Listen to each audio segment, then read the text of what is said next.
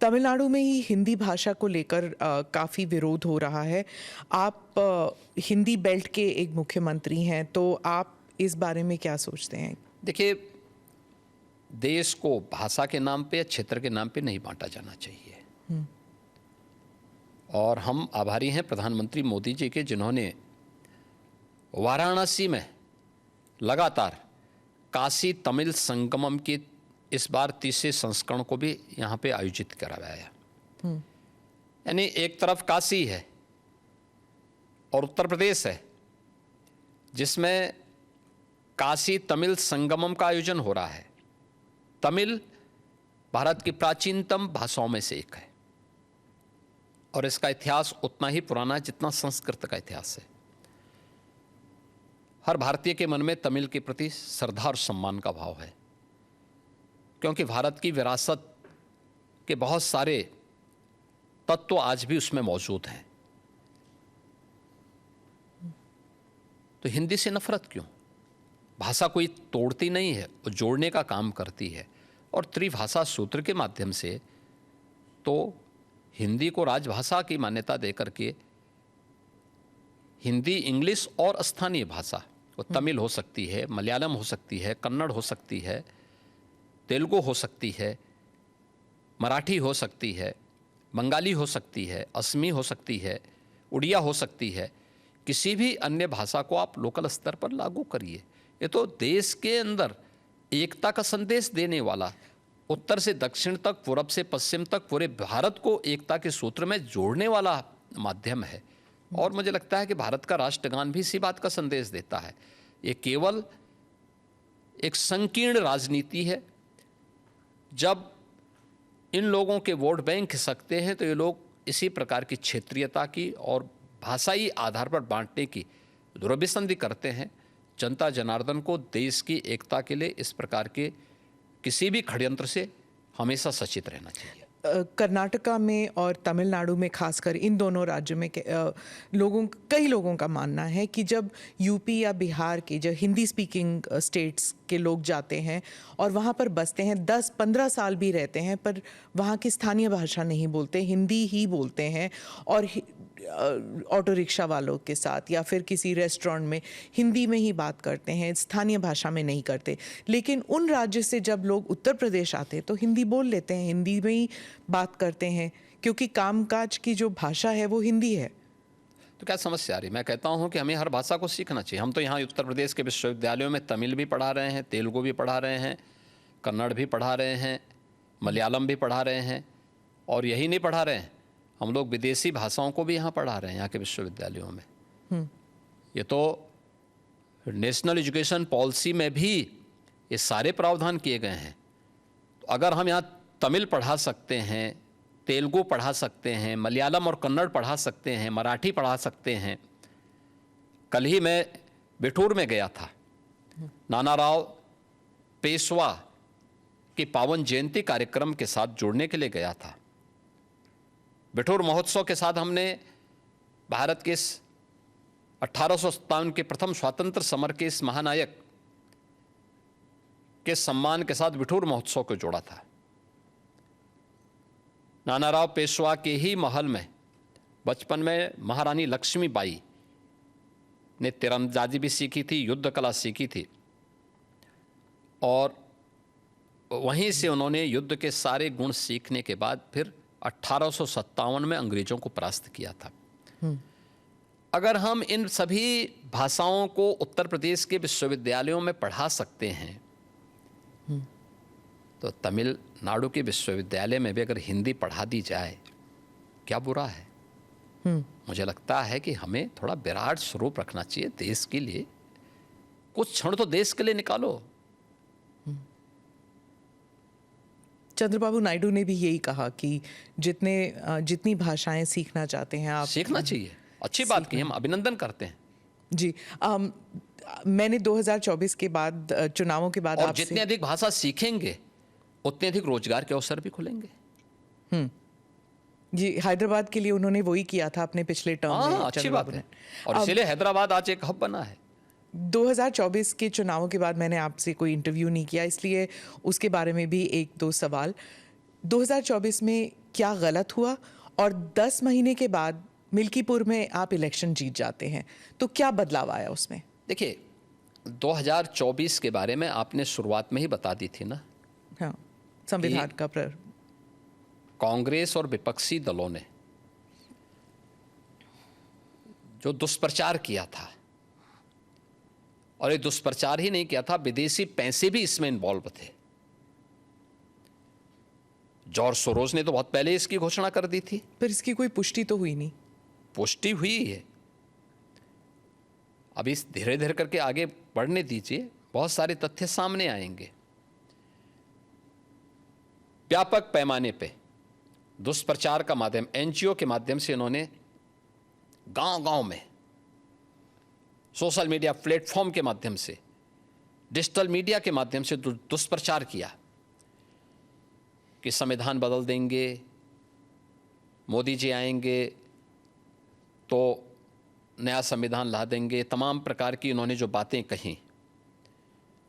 दूसरा, सोरोस के पैसे यूपी में भी लगे थे। मैं कह रहा हूं पूरे देश में विदेशी पैसा इन्वॉल्व था लोकसभा चुनाव के दौरान, जिसमें कांग्रेस और उसके सहयोगी दलों ने, जो भी इंडी गठबंधन से जुड़े हुए दल थे, ये लोग धड़ल्ले से उसके लिए डायरेक्ट इनडायरेक्ट उसमें लिप्त थे, और उसी के माध्यम से इन्होंने पूरे चुनाव को प्रभावित करने का प्रयास किया था।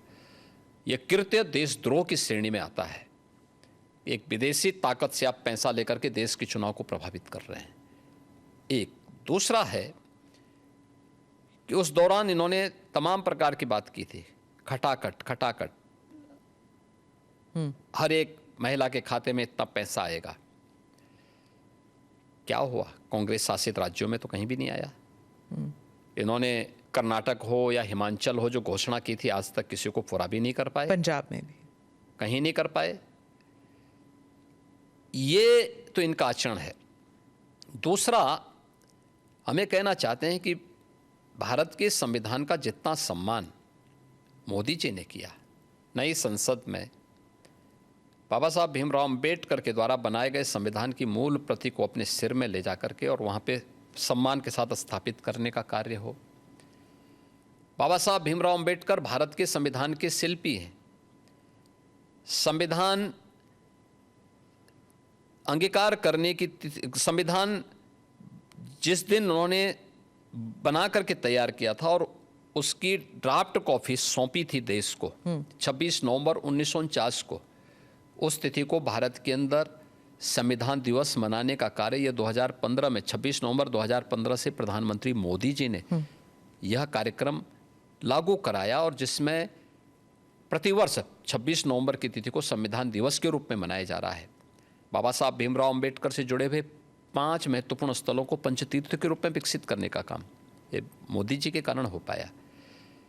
तो इन्होंने कितना दुष्प्रचार किया था उस समय, और आज जब सच्चाई सामने आई देश के लोगों ने कि नहीं, ये तो कांग्रेस का दुष्प्रचार था और विदेशी पैसे किस रूप में इन्वॉल्व हुए थे, तो आज देश की जनता फिर से अब इनको सबक सिखा रही है।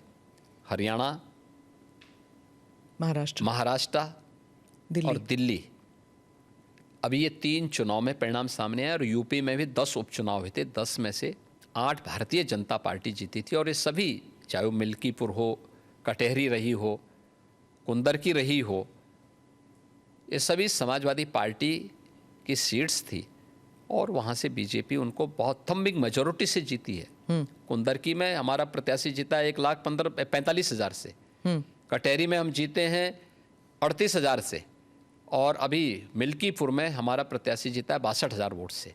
तो ये चीज़ें दिखती हैं कि जनता जनार्दन झूठ को बहुत दिनों तक बर्दाश्त नहीं करती। पर ये भी कहा जाता है कि उम्मीदवारों का जो चयन हुआ था 2024 में, और फिर अब जो बाई इलेक्शंस हुए थे, उसमें भी फर्क आया था। देखिए, उस समय कांग्रेस और उसके सहयोगी दलों का दुष्प्रचार ज़्यादा वो था, और उन लोगों ने हर एक प्लेटफॉर्म का दुरुपयोग किया था।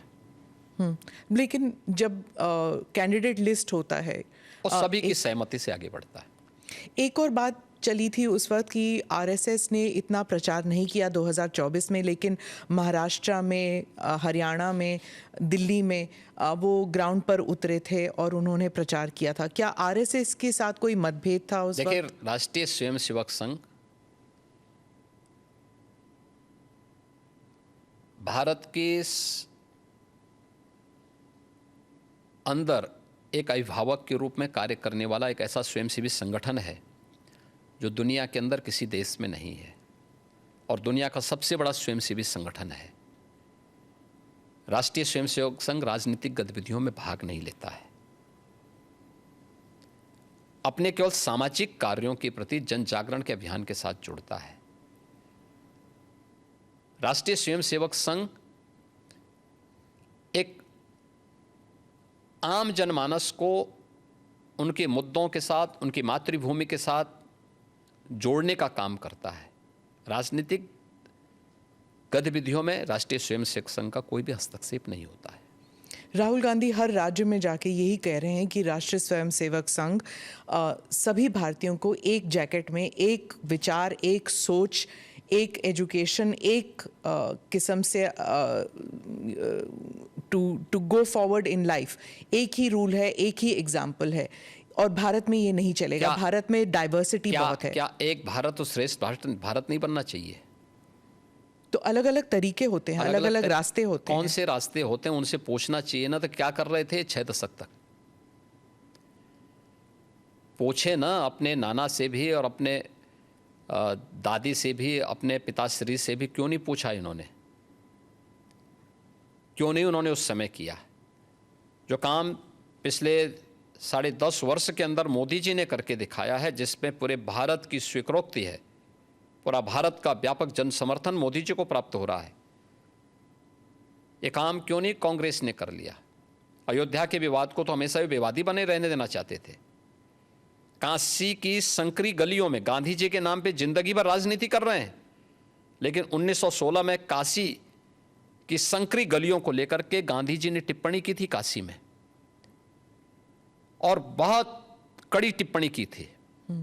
क्यों नहीं उन्होंने राष्ट्रपिता महात्मा गांधी के उस सपने को साकार किया? वो मोदी जी ने ही साकार किया है। क्यों नहीं 3 तलाक की कुप्रथा को कांग्रेस ने समाप्त किया? क्यों नहीं कुंभ के आयोजन को इतनी भव्यता के साथ और दिव्यता के साथ कांग्रेस ने आगे बढ़ाया? क्यों नहीं देश के अंदर इंफ्रास्ट्रक्चर के वर्ल्ड क्लास मॉडल को कांग्रेस देने में क्यों विफल रही है? एक भारत श्रेष्ठ भारत के ये सभी अवसर हैं। और अयोध्या में आज तो राम मंदिर का निर्माण भी हो गया, एक नई अयोध्या के दर्शन सबको हो रहे हैं, जिस रूप में पूरा अयोध्या के प्रति लोग लालायित दिख रहे हैं। लाखों लोग प्रतिदिन आ रहे हैं दर्शन करने के लिए। राहुल गांधी तो भारत जोड़ो के लिए निकल पड़े थे, उन्होंने 2 यात्राएं की, तो फिर उनको क्यों आप कह रहे हैं कि वो विभाजनकारी काम करते हैं? देखिए, इनका भारत जोड़ो भारत तोड़ो अभियान का हिस्सा है। ये जहां जाते हैं, दक्षिण में जाएंगे तो उत्तर भारत की निंदा करेंगे, उत्तर में आएंगे तो दक्षिण की निंदा करेंगे, भारत से बाहर जाएंगे तो भारत की निंदा करेंगे। इसलिए इनके आचरण को देश समझ चुका है। लेकिन भारत की राजनीति में भारतीय जनता पार्टी के लिए राहुल जैसे कुछ नमूने जरूर रहने चाहिए, जिससे एक रास्ता हमेशा के लिए साफ होता रहे, अच्छा रहता है, बना रहे।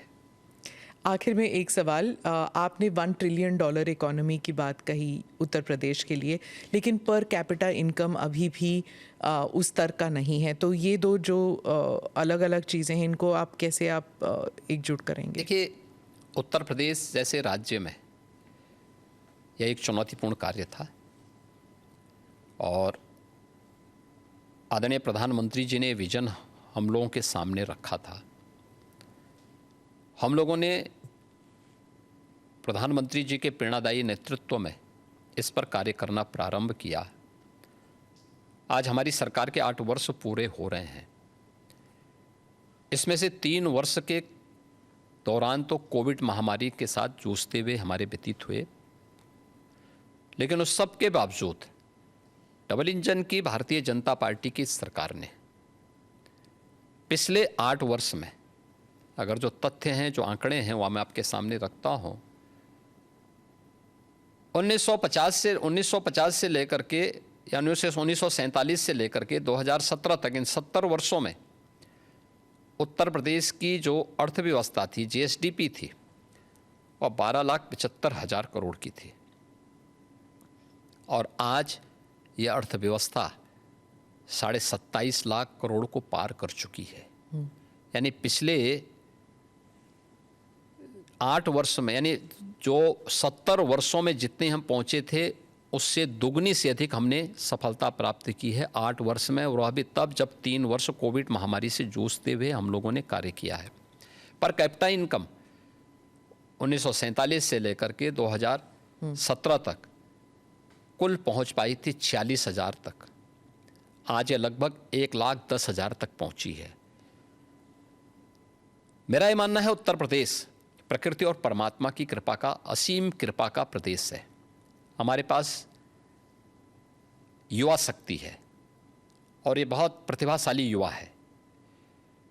हमारे पास सबसे अच्छी फर्टाइल लैंड है, सबसे अच्छा जल संसाधन है, देश का सबसे बड़ा एमएसएमई बेस है, हमारे पास सबसे अच्छा इंफ्रास्ट्रक्चर है। पिछले 5 साल के अंदर इंफ्रास्ट्रक्चर को ठीक करना, युवा को शक्ति को, अपनी युवा शक्ति को, उसको उसके इस स्केल को स्किल में बदलने की कार्रवाई को इसके साथ बढ़ा करके हमने आगे उसको तैयार किया है। अब हमें अपनी स्पीड को बढ़ाना है और इसी स्पीड को बढ़ाने के लिए हम लोगों ने इस टारगेट को तय किया है कि 2029 में यूपी $1 ट्रिलियन की इकोनॉमी होगा और देश की अग्रणी अर्थव्यवस्था भी होगा। वो SSS वाली बात जो आपने प्रेस कॉन्फ्रेंस में हाँ, की, SSS, ये SSS के माध्यम से ही हम इसको आगे बढ़ाएंगे। आपको हमारी शुभकामनाएं। ANI के साथ बात करने के लिए धन्यवाद। धन्यवाद, आपको बहुत बहुत धन्यवाद।